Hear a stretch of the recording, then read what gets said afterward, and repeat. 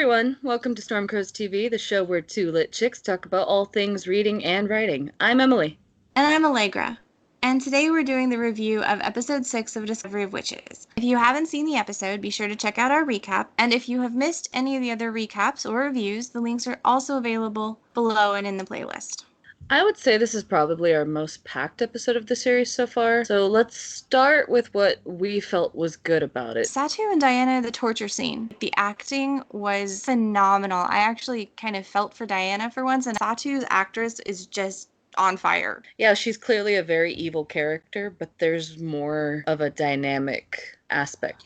I think it's very clear that she has a plan, she has a goal. We don't really know what it is, but she's definitely working towards something, and I think she's figured out that her and Diana are probably equal opposite. She's not like Nox, who's just, I'm gonna kill everyone.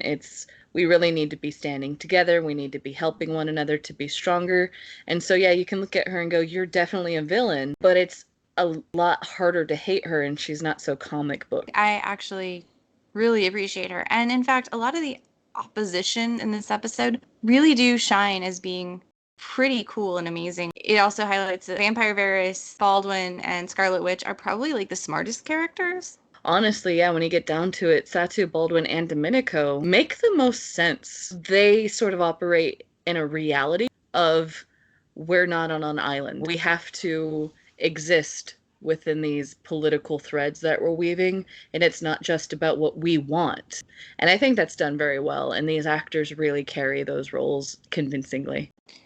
So for the next good point, the trauma is handled well. Matthew is handling Diana back at Castle Postcard, and he tells her what he's going to do. He's very careful about letting her set her own boundaries now that they're safe. You don't wonder, like, oh, where'd this come from? You can look back in his history and go, he's probably dealt a lot with that. It was one of the few times in this episode I was really like, okay, Matthew, I see why I like you. But I think for me, this is my biggest takeaway in terms of the good. Hashtag Team Baldwin is really taken off with me. And it goes beyond him being one of the smartest characters to you're also a damn good brother. Like, I know you have brothers, and I have a brother, and if any of our brothers were acting this dumb, I don't know that we would be this supportive. I think the sibling throwdown would have been a lot longer, especially if I had like immortality to be impatient with them. I can't even imagine my brother being as unreasonable as Matthew. He is the reasonable one. I would be the Matthew in this scenario, but I wouldn't expect him to support me being stupid either.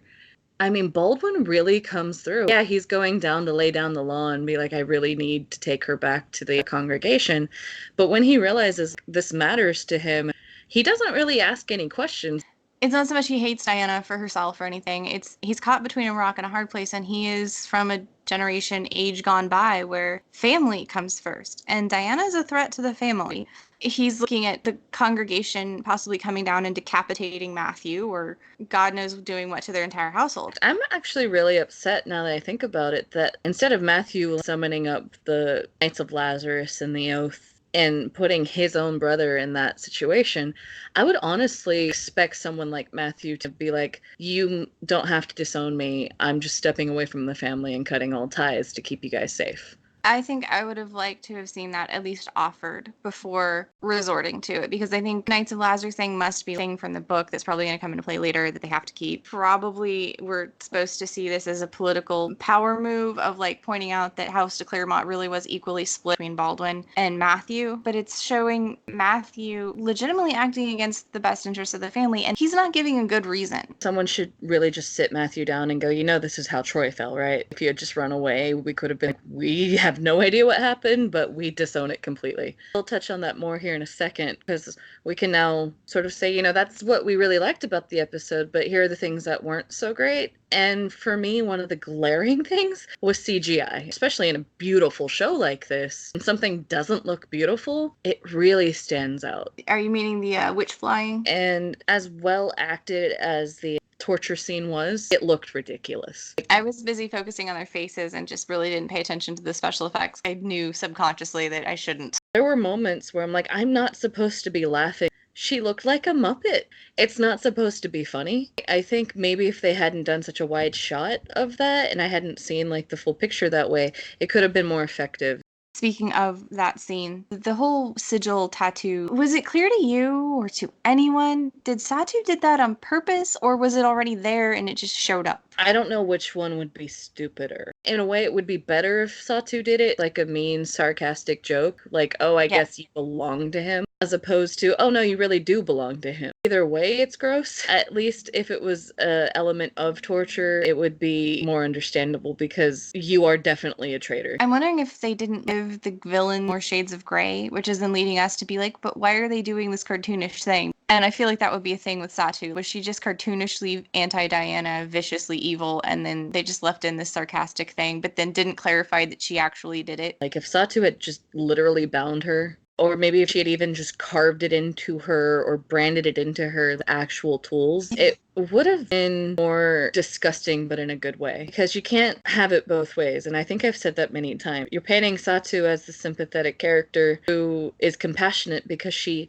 sees the suffering of Meridiana, then makes Diana suffer. They did play up that Satu was getting pushed into this because they have to know what Diana is. But yeah, it just seems really weird that she'd brand that onto Diana with the last gasp of her powers before they both pass out. That's why to me it almost seemed like, was it just already there? Did Diana's power carve that in instead of opening up? Because we have not defined Diana's power whatsoever. We said it best in the recap. Diana's basically just a plank.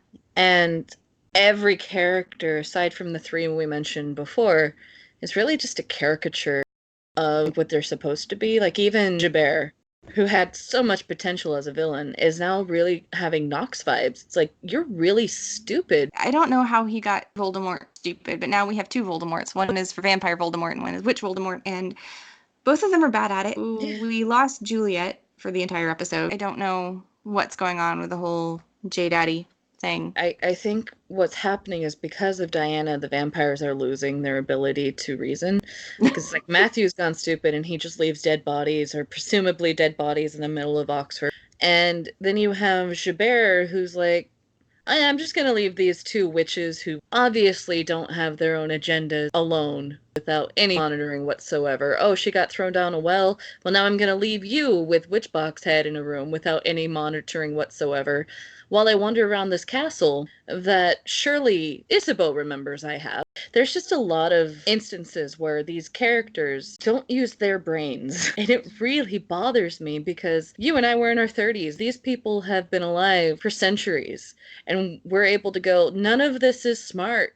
I honestly would like it if your hypothesis was a real plot line and Diana really is some sort of vampire kryptonite. Well, maybe not even just the vampires, because it'd be nice to know Nox is stupid for a reason too, and maybe it was genetic and the mother causes supernatural stupidity as well. It's a sexual attraction so intense they can't brain. It would explain why Matthew's overprotectiveness is so over the top. I think they're trying to portray Matthew's vampire nature, but coming on the heels of last episode when Diana herself was super creepy, mostly they just seem like a super unhealthy relationship. The fiction I grew up with around vampires was, yes, they have these obsessive tendencies, but they're not necessarily a virtue. Whereas in this, I think we're being sold this is so beautiful and this is the ideal. And I think that might be what's bothering me. Like, if we were shown this was going to be a problem, this is not a good idea, like this is something that she should be worrying about, I'd be less upset about it. Well, you can't have any conflict in this relationship because according to Witch Mom, this was all preordained anyway. And so now it's like, we had this issue from, I think, episode 2 or 3, where we're like, is Matt even in control because she needs this protector? And now I'm beginning to wonder, does this go even further back? Did the parents decide Matt needed to be her soulmate before Diana even knew what soulmates were? That would explain why it's possible her magic had his sigil stamped on her invisibly or something that got revealed in the spell. That's a serious plot possibility. Well, can we also just admit that Matthew and Diana are the villains of the series? They are the most selfish characters in this entire show. I was trying to defend them. And give me a minute, I have to think. Okay, let's boil this down. From their point of view, they are fleeing the congregation.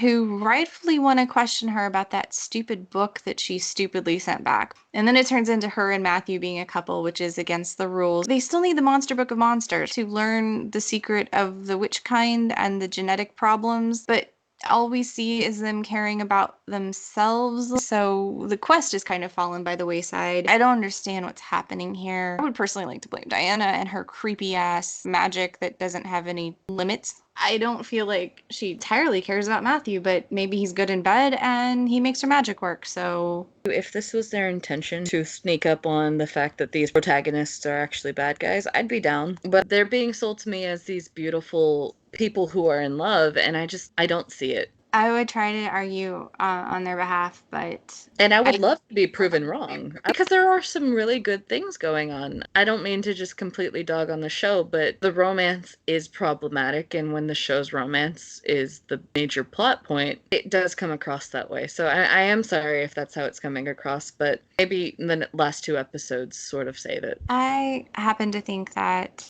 the show should have tried less to focus on the romance because it's really firing on all cylinders on other things and on subplots. And I don't know what happened with writing the main characters. But I guess nothing's perfect, and we will see. Be sure to tune in next episode. Make sure you like and subscribe. Follow us both on Twitter. Leave a comment down below if you have any thoughts to add or any questions that we could bring up in the next episode. And as always, have a lovely day. Bye.